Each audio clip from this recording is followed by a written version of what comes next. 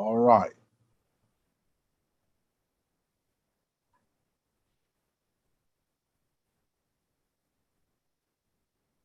All right, there we go.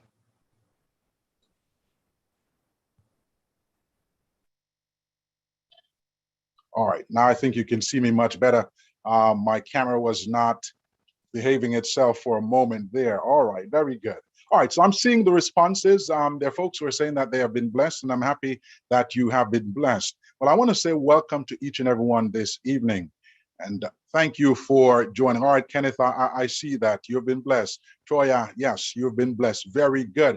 I'm delighted that you have been blessed and you've been learning much from what we've been presenting this week. As you know, our theme is health, hope, and healing. Health, hope, and healing. And we want to continue looking at the subject of health and providing hope and healing for those who are joining us each night.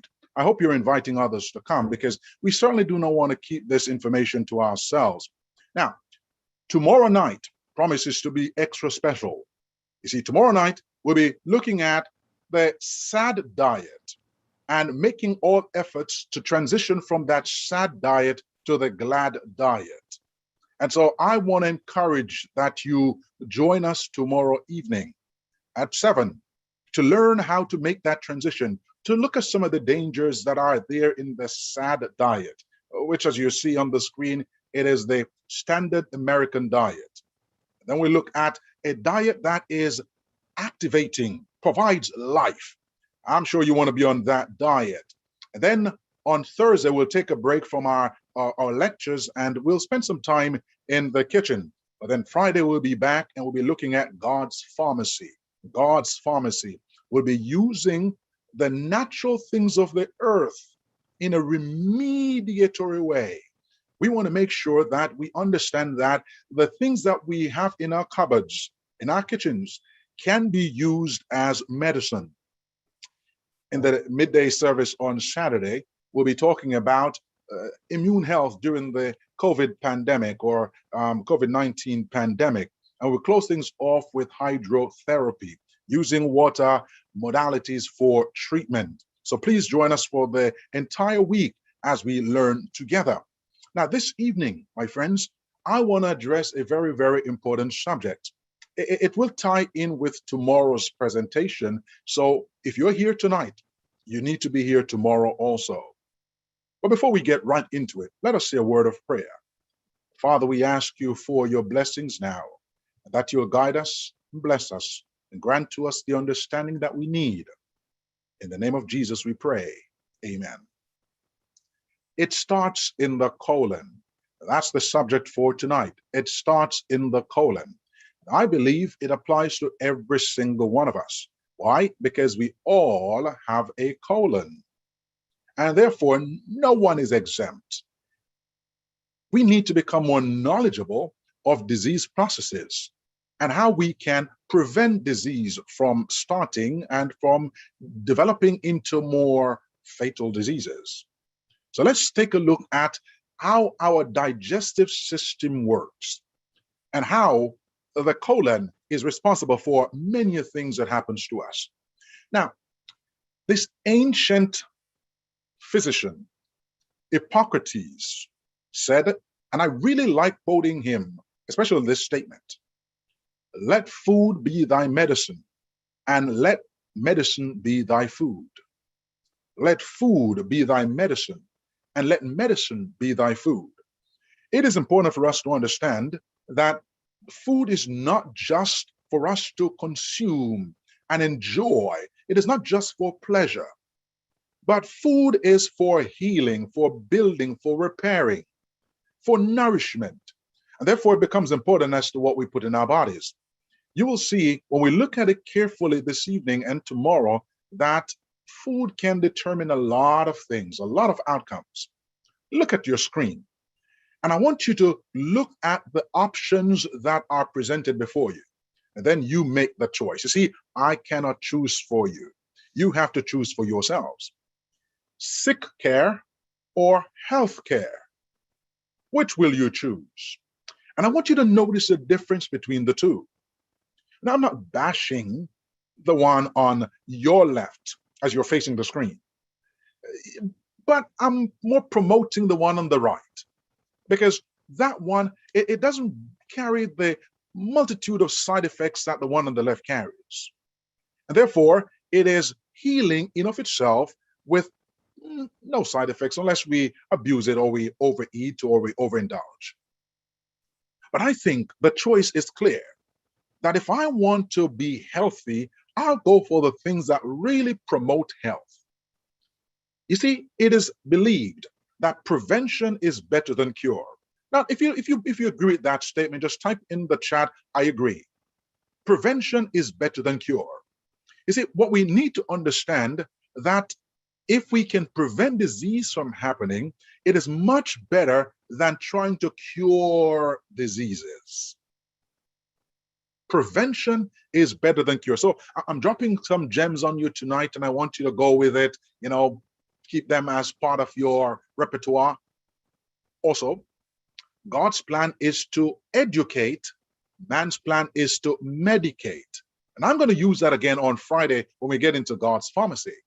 You see, the more we know, on NBC, they always had that, the more you know.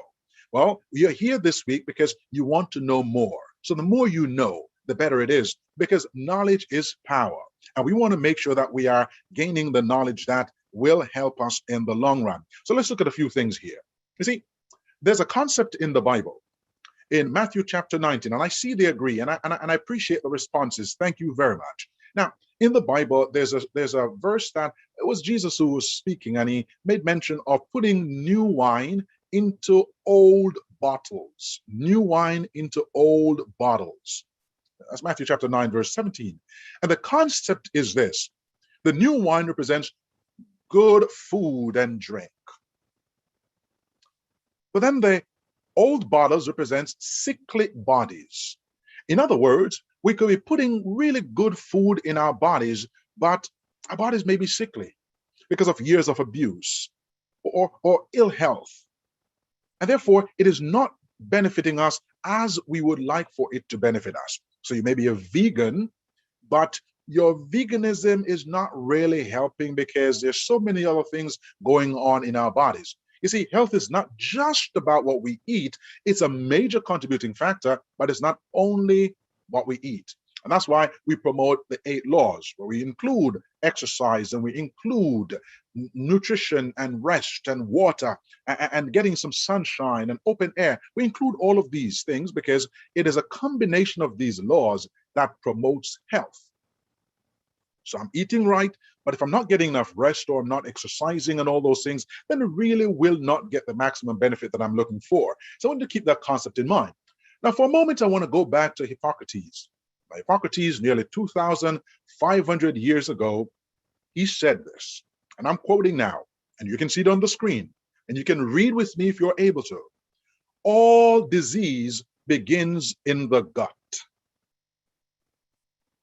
I want you to repeat it after me.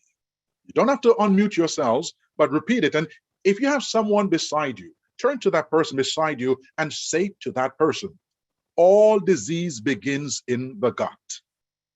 Now that should have us thinking, all disease? Wow. All right. Well, maybe we'll break this apart to see truly whether all disease begins in the gut. But Hippocrates said it 2,500 years ago, and he's considered the father of modern medicine. You see, every time we eat or drink or expose ourselves to chemicals and hormones, we are either feeding disease or fighting it. I want you to keep that in mind. Every time we eat or drink, we had food today, and every time we ate or drank or expose ourselves to chemicals and hormones, we're either feeding disease or fighting disease. So let's unpack what Hippocrates said. You see, though Hippocrates was incorrect in suggesting that all disease begins in your gut, evidence shows that many chronic metabolic diseases do. So he wasn't far off, but not all. But there are a lot of diseases that begin in the gut. Your gut bacteria and integrity of your gut lining strongly affect your health. I want you to keep that in mind, that your gut bacteria and the integrity of your gut lining, this will strongly impact your health. According to numerous studies, undesirable bacterial products called endotoxins can sometimes leak through your gut lining and enter your bloodstream. When this happens, your immune system then recognizes these foreign molecules and attacks them, resulting in chronic inflammation. So I want to lay that foundation, but I want to start at the top. But I wanted to make sure that if you should choose to turn away from this presentation, you've gotten a foundation, that most of our diseases begins in the gut. And what we put in our systems, and we'll talk more about that tomorrow evening, will determine our health in the long run. So let's do something else. Let's start this way. Let's start from the top. I want us to look, first of all, at the 5 food labs. Five food labs. All right, let's start with the mouth. The mouth we consider to be the mill, and its pH is alkaline, and that's where we start breaking down starch. So the digestion of starch begins in the mouth. Then we go to the stomach lab, which is considered the processor. It is very acidic, and that's where our protein, most of our protein is broken down, and the digestion of protein begins there. Then we have the liver lab, which is considered the refinery. It is alkaline in its pH, and it is where we emulsify fat, because we have the bile that's produced, stored in our gallbladder, and then it is dumped into that area of the small intestine, the beginning part called the duodenum, and then that's where fat is emulsified. Then we have the small intestine. It's the assimilator. It's alkaline in pH, and that's where, again, as I mentioned, fat is broken down. Then the colon lab, the disposal. That's where we get rid of all the refuse. That's where we get rid of all the junk, the stuff that the body doesn't want to hold on to, so it needs to get out before it does damage. You'll see that things that we are putting in will either encourage the dumping of waste products or the retaining of waste products. And as you're thinking about that, if we're retaining waste products, what do you think is going to happen in the long run, or the long and short of things? So let's keep those 5 food labs in mind. Now, just want to give this to you also as a bit more of an information, just to help us understand how digestion time works. For instance, when we put food in our mouths, it takes up to about a minute for us to send it down into the stomach. Now, food stays in the stomach, in the upper part of the stomach called the fundae, about 30 to 60 minutes. In the lower part of the stomach, between 1 to 3 hours. Now, it all depends on what we're eating. Not all foods are digested on the same time scale, because if you're eating fruits and vegetables, you're eating raw versus cooked, or you're eating nuts, or you're eating meat, they all have different times that they are in the stomach for and are being digested. But I just want to give you sort of a broad picture of how long food stays in the different parts of the digestive system. Then the duodenum, about 30 to 60 minutes. Then we have the small intestines, about 1 to 5 hours. Again, it depends on what we're eating. But then the large intestine, it stays for 10 hours to several hours. And one of the things I often say to individuals when I'm doing presentations like these or running my class is, one of the ways you can check the motility of your intestines or your digestive system, how well it is working. So you drink some charcoal, for example. Drink charcoal, maybe a tablespoon of charcoal in a glass of water. You drink that down. So you drink that now, and then you want to observe when your feces comes out, when it's black. The time from when you drank to the time that your feces changes color. That will give you an indication as to how sluggish or how optimal your digestive system is working.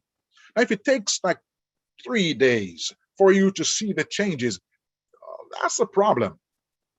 Notice it says 10 to several days. But you want to make sure that your food that you're going in has the right things, components, so that it does not sit in your intestines. because then it will lead to other things. So I want to make sure that we're understanding this. Let's look at types of digestion for just a minute. So we have two types of digestion. You see, digestion means breaking food down into smaller particles called nutrients. There are two kinds, as I said. One is mechanical and the other is chemical. The mechanical is where the teeth grinds things up and chew things up and we masticate. And we're always told as children growing up that we should chew for about 32 times.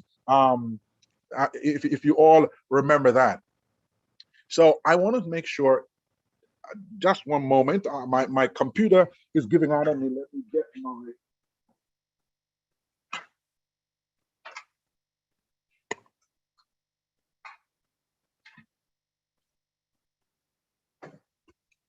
All right, I'm back with you. My computer said it's losing power. So I just want to make sure that we do not get disconnected. Now we're back in business. Now, we have mechanical, as I said, and we have chemical digestion. Now with chemical, food is broken down by chemicals, saliva, and acids. Hydrochloric acid is one of them that we are quite familiar with.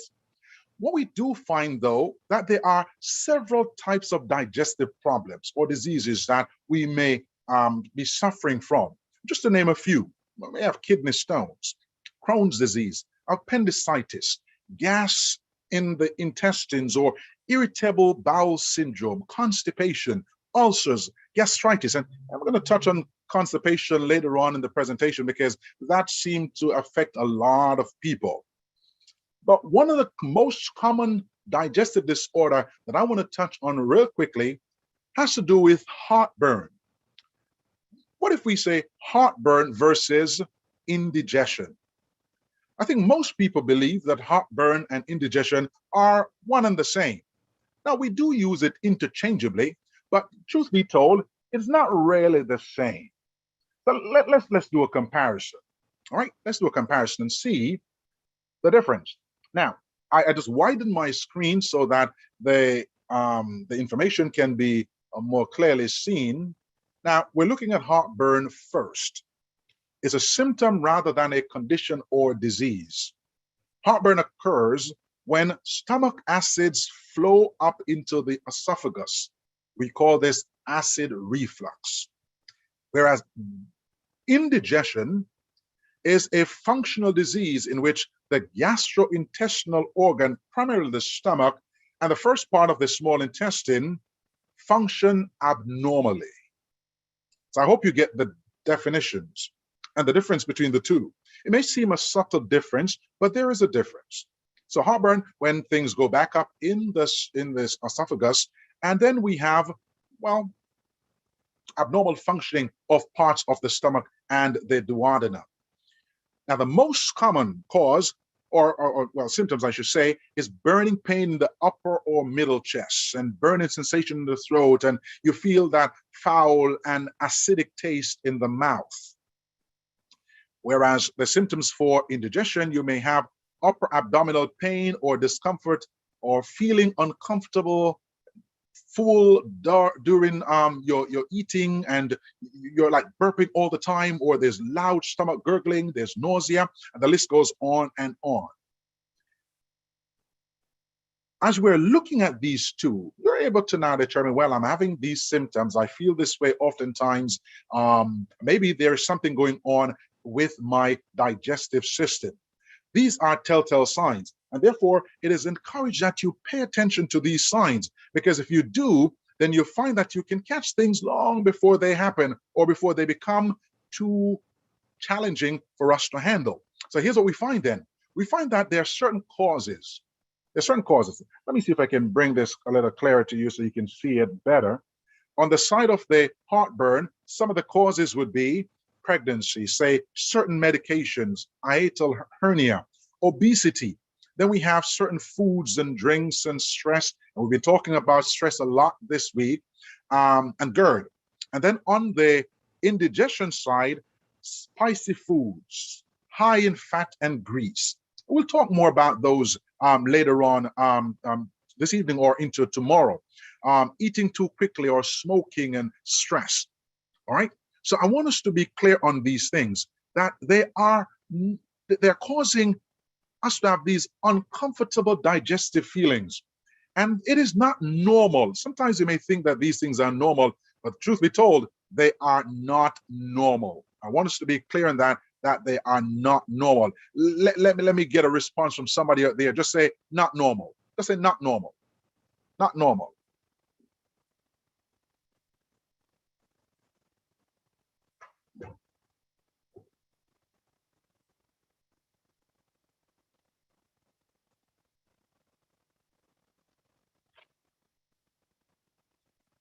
All right, very good. All right, I got the response. Not normal. Just want to make sure that everyone understands that when experiencing these things, it is not because we are doing things that are beneficial or these are okay, normal, everyday sort of thing. It is not the case. These things are not normal. What can we do? Lifestyle changes. Lifestyle changes can help with alleviating some of these problems that we're encountering. For instance, stop smoking, manage your weight, wear loose clothing, avoid certain types of foods, and we'll talk more about these foods tomorrow. Sleeping with the head and shoulders elevated, meaning oftentimes we go to bed with a full stomach and then things starts to come back up the esophagus, especially if the cardiac sphincter is not working as well and things are backing up into the esophagus, and we have where acids are coming up. And so we feel a burning sensation. Maybe eating smaller meals. Oftentimes we eat too much at one sitting, or drinking and eating at the same time. These are all contributing factors. Now, if you're suffering from indigestion or heartburn, well, baking soda helps to neutralize the acid. And so 1 teaspoon mixed into a glass of warm water helps relieve symptoms by alkalizing the body and buffering acids.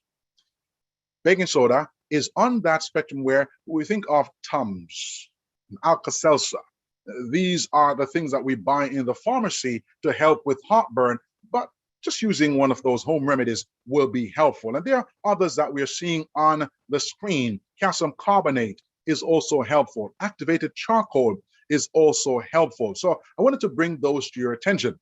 Now, as we move on, because for the sake of time, I'm not able to spend as much time on any particular subject relating to digestive disorder, but I want to cover as much as I can. And then if you have questions and if you want to reach out to me or have a consultation, we can talk about these things too. Let's mention real quickly the organs of elimination as I'm taking us on that journey towards the colon. Now, we have several organs of elimination. And the issue is that these organs, and I just love the way the body is, it works together. It works together. These systems, they work together. So if you look at the organs of elimination, we have the colon, lungs, our skin, the lymph, the kidneys, our liver. In fact, the blood is also considered. And what we note is that the organs, they work together. And if one of the organ isn't working properly, then the others, they try to help out. For instance, if the colon is backed up, meaning constipation, then you'll find that other organs will try to help the colon in getting rid of impurities. And so sometimes you may smell things. It may come off in the breath or through the pores. And then the kidneys and the liver also becomes polluted because it has to help in getting rid of these toxins. So I want us to understand that there are these organs of elimination, but they all need to work in harmony to keep us and our systems healthy. But when one suffers, then the rest will suffer also. So here's the big question now that I want to ask you this evening.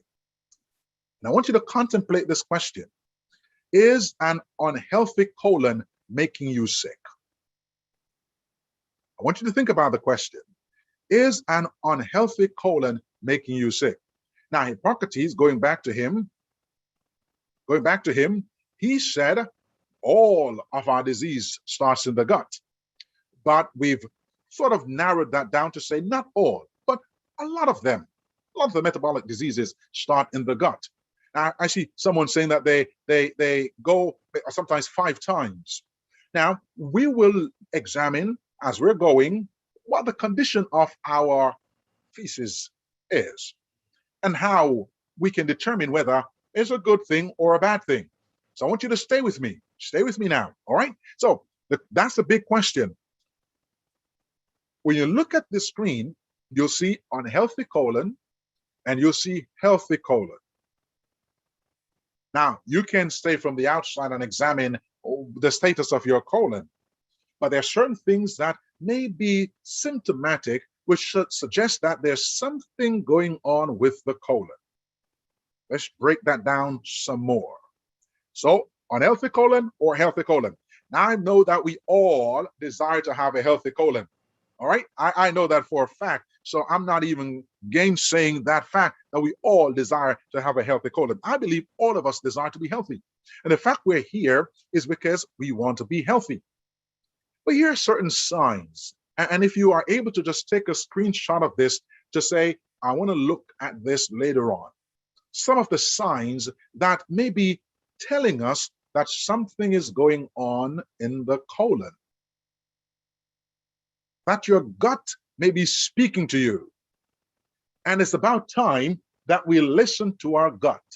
Did you hear me out there? I want to make sure that you're hearing me. You see, we spoke about silent killers last night. And the reason why they are so silent is because we are not listening, we're not paying attention, and so they creep up on us. But the gut, oh, beautiful. Beautiful said loud and clear. Very good. You see, the gut is sending us certain signs. So you have digestive issues. So things that are not going on as they used to. So frequency to the toilet or diarrhea when you go to the toilet, or the feces is so hard that it takes a while for it to come out. Mood issues. Think about it. Mood issues, vitamin and mineral deficiencies. There's also the lack of energy, lethargic all the time. Inflammation related to autoimmune diseases and diabetes onset. These are all factors that are associated with ill health of your gut. So I want you to keep that in mind. There are these skin problems too that are an indication that things are not going on well inside the body. The thing is that when all the organs are having their conversation, I want you to imagine this, when the organs are having their conversation and certain things are being put into the body, they all try to do their part. But after abuse over years, multiple times, the body tries to send signals, but we ignore them. And so all these organs of elimination, they start to suffer, and the skin suffers also. And then you start having acne or boils and things coming through the pores because the body's trying to send a message that things are not right in the colon. So these are things we need to pay attention to. Now, let me go back to this slide. We do know that we have different types of bacteria in our bodies. We have the good ones and we have the bad ones. So we have good flora and bad flora. On the screen, there are some examples of the flora that are in our intestines, and we need to help to promote the good flora. And that's why certain types of foods encourage these types of good bacteria to flourish, whereas certain types of things we put in our bodies can damage and destroy the good flora and give more residency to bad bacteria. So we want to be mindful of that. So taking yogurt, for instance, has all of these bacteria in it, but these are good bacteria. And so they contribute to our gut health. We have certain types of fermented products that also helps with promoting the good bacteria. Like tempeh is one of those foods that is made from soy and rice, but it's fermented. So it helps to promote some of the good flora that our intestines need. Now, as you look at your screen, I want you to do this comparative look. All right, and you'll see, as you're looking, you'll see that there's certain things that we are doing that is causing ill health, making our colons unhealthy. For instance, Give you an example. And again, as I said, we'll talk more about food tomorrow. So I'm not going to get too much in the food subject this evening because I'm really laying that foundation so that we can connect the two. You see, 30 grams of dietary fiber per day equals about 5+ portions of what? Whole grains, vegetables, fruits, beans, nuts, and the list goes on and on. What you'll see also is that we should attempt to have a diet that is low in sugar. And tomorrow we'll talk about making that transition from a diet that is free of certain types of products such as dairy and maybe meat. But I'm not going to force you into that. I'll show you the information. You make your intelligent decisions. How is that? But as we're looking at facts, I believe that as an intelligent individual, you look at the facts and you say, well, I need to make certain changes. And if I make one change, it is a positive move. You don't have to go and throw out everything in your homes and change everything all at once. But making a positive change is moving in the right direction. You see, when we incorporate these things in our diets, then we'll have low gut inflammation, lots of short-chain fatty acids, improved insulin sensitivity.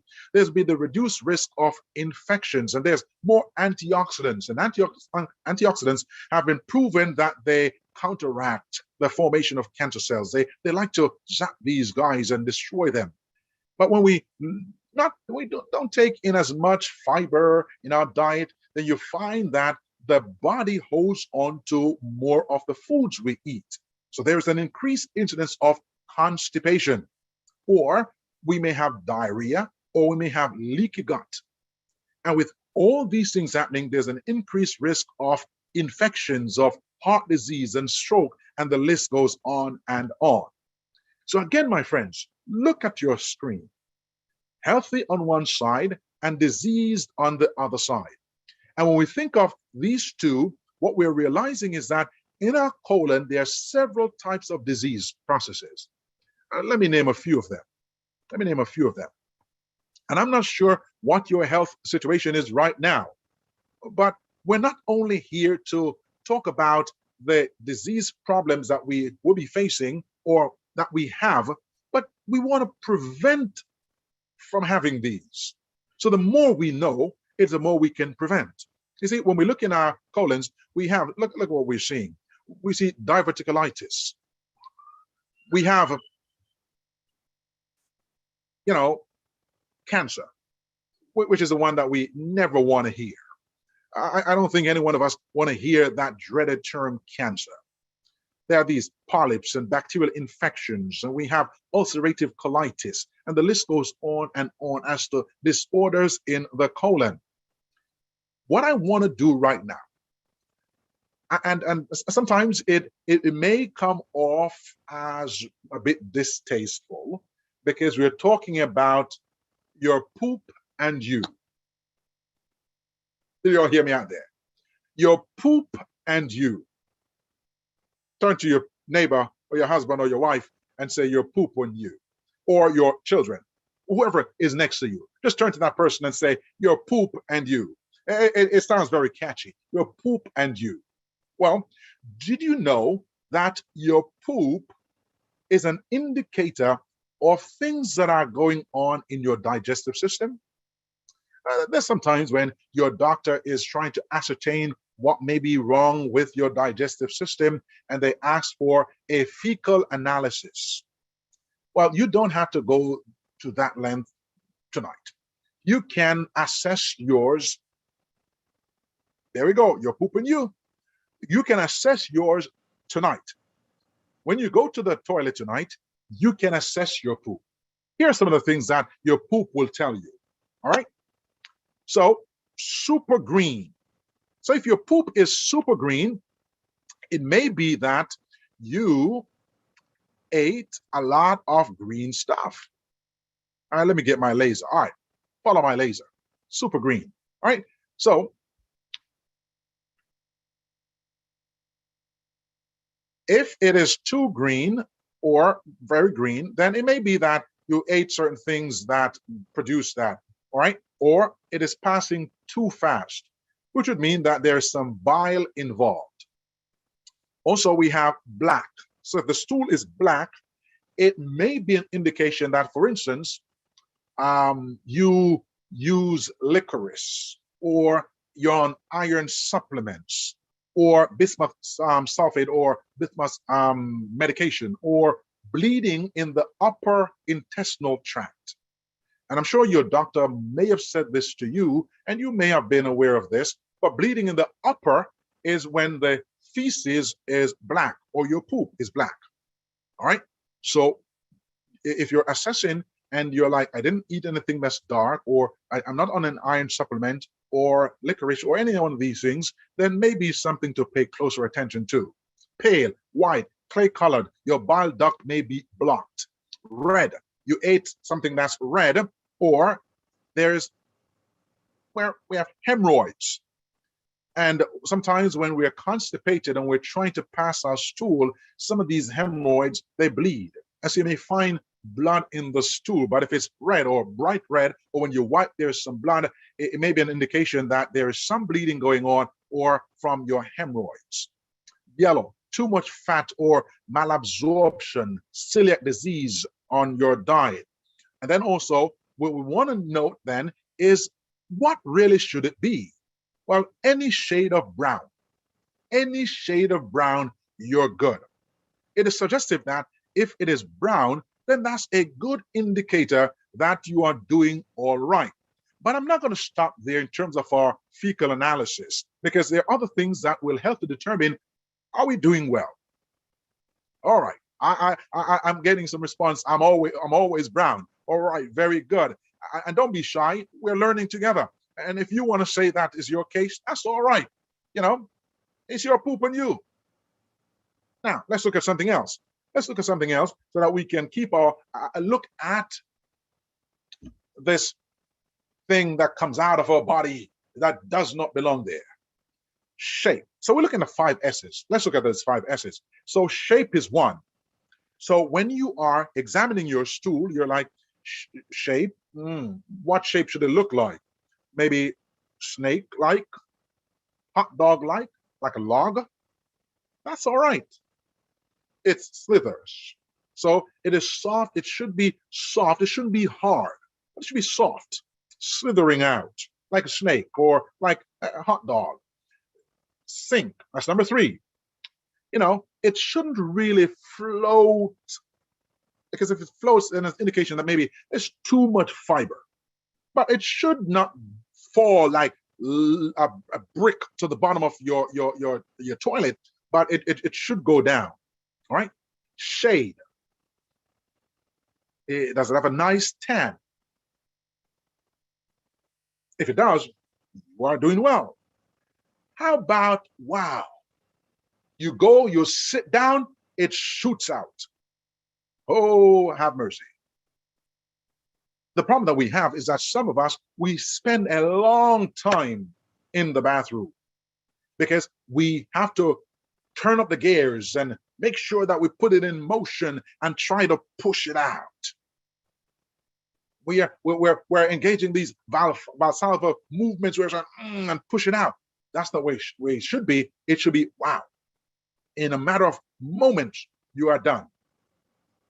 Those are good indicators that there is health going on in the colon. So I want you to keep watch where these things are concerned. Shoots out like a bullet, have mercy. Just like what it says on the screen. You want to make sure that you're paying attention, because you can somehow determine when things are going wrong in the body. So keep those things in mind. Now, another assessment I want to mention, and the reason why I'm doing this, or my time is running out, is because these are things you can do at home to help analyze what's going on with your body. Are you with me out there? All right. So we're looking now at type 1 all the way down to type 7. If it's separate hard lumps, it's suggestive of severe constipation. Now, also, if it is lumpy, sausage-like, then it's mild. Well, sausage shape or like smooth, then it's normal. If it is soft blobs with clear cut edges, lacking fiber, mushy consistency, that's ragged, mild diarrhea, then if it's liquid, then it is diarrhea. All right, let me speed it up a bit because our time is running out. Again, length of time. So 1 to 15 minutes. Taking too much time there is not suggestive that things are moving as they ought to, or taking the newspaper or taking something to read while you're there sitting on your throne, suggestive that things are not moving along as they should. So use these different types of analysis to help. You see, there are reasons why we are constipated. Drinking insufficient water. So then we reason from cause to effect. So if I'm constipated, then I look at the fact that maybe I need more water. Unhealthy diet. Tomorrow we'll talk about this. And I see the statement in the chat that we need more time. And I understand that we do need more time. So what I'll do tomorrow, I'll tie in this evening's presentation with tomorrow, because we're looking at from sad to glad. And notice this is food. So we're talking about the colon, the digestive system. Medicines can cause constipation. Pregnancy can cause constipation. Stress can also induce constipation. Change of scenery, age, a sedentary lifestyle can also contribute to constipation. And then there are certain things that we can do, however, if we're constipated, as I mentioned, drinking more water. And so I don't want to just say to you, well, these are the issues and leave you to figure it out by yourselves. So what are some of the things that we can do? We can, mindful of the foods we're eating. So we can also eat more fiber, more fruits, more raw foods, drink a lot of water, as I said, physical activity. These are different things that will help to get the bowel moving. Now, how often should I go? I'm going to throw that question out to everyone this evening. How often should I go? What do you think is normal? I'm going to take just about 5 more minutes of your time. What do you think is normal? Let's put it in the chat. All right. I'm reading on the throne, but things that are edifying, I'm sure. But how many times? All right. I love that answer, Beautiful. That's a beautiful answer. Beautiful said, after every meal, after each meal. The thing is that when you put food in your mouth, there's what is called the peristaltic wave. As you're putting things in the mouth, things start moving all the way down. And as it's moving down all the way through the digestive system, then some things should be evacuated, making space for what you just introduced. So if you're eating and not going, and maybe you go once every 2-3 days, maybe twice per week, can you imagine how much food is backing up, or how much waste is backing up in the system? I was told that Elvis Presley and John Wayne, that when they died, they had about 30 pounds of fecal matter in their system, in their colon. That's a lot of waste in the system. So going after each meal is the right thing, or the best thing. Let me not use right, but the best thing. Going after each meal. You notice how babies, after you feed them, what do? You burp them and they go. That's sort of what is natural. And some people will tell us, some doctors will say going 3 times a week is sufficient. But if you're eating 21 meals, how can evacuating 3 times a week be sufficient? So what we try to encourage is at least 2 to 3 times a day. If we're eating the right foods, it will be no problem going. And one of the things that is an indicator also is when you get up in the mornings, before you even eat your breakfast, if you're going, that means during the night, the body worked on things and got rid of refuse, and then says, all right, you get up now, get rid of this stuff. I want you to keep that in mind. Now, I'm going to end on this slide. I'm going to end on this slide because we'll look at some of these factors. You see, the thing is that we have so many digestive disorders, but let's use the term disease. Disease is connected to an unhealthy colon. What I would encourage for you to do right now is to take a picture of this screen. Take a picture of the screen, because you'll notice a list of diseases that are attributed to an unhealthy colon. Let me just read off some of them, just so that you can hear it and see it at the same time. Because I believe if I repeat it and you read it, it reinforces it. Allergies, flu susceptibility, nasal congestion and discharge, nasal itching, asthma, hay fever. How about abdominal pain? Well, that's understandable. Burping and bloating and GERD or heartburn, vaginal discharge and worsening of PMS and yeast and infections of the bladder, varicose veins and arthritis and muscle aches and psoriasis and eczema. Then we have neurological deficits also, depression, chronic fatigue syndrome, emotional disorders, lack of coordination, lack of concentration, mood swings, irritability. Then we have what is sort of normal, that we find these in the colon if something is going wrong. We have constipation, diarrhea, gas, IBS, anemia, malnutrition, spastic colon, malabsorption syndrome, rectal itching, burning, diverticulitis, leaky gut syndrome, Crohn's disease, colon polyps, and the big C, cancer. Oh, my friends, did you know that so many diseases can be traced back to the colon? Look at the list. It is the cesspool of the body. And if the cesspool in your homes are backed up, you will have problems. So if the cesspool of the body is backed up, be ye certain that your body will have problems. Your organs will have problems. Your systems will have problems. Yes, trouble if the cesspool is backed up. We therefore want to make sure that we are doing all that we can to contribute to colon health. And so tomorrow when we come, we will look at the subject of making that change. You see, we want to make sure that we are doing all that we can to help with gut health. Take a picture of this one. We want to make sure that, the probiotics, they do help. Drinking enough water, reducing our stress, and eating whole foods, and wheatgrass juice is one of those superfoods. Be good to your liver. Maybe cutting out the alcoholic beverages. Ginger tea. There are a number of things that we can do. So please join us, because we want to make sure that we understand that our food can be our medicine. And so like Hippocrates, let food be thy medicine, and let medicine be thy food. Thank you very much for joining us tonight. Please come back tomorrow and invite someone to join us as we learn how to make that transition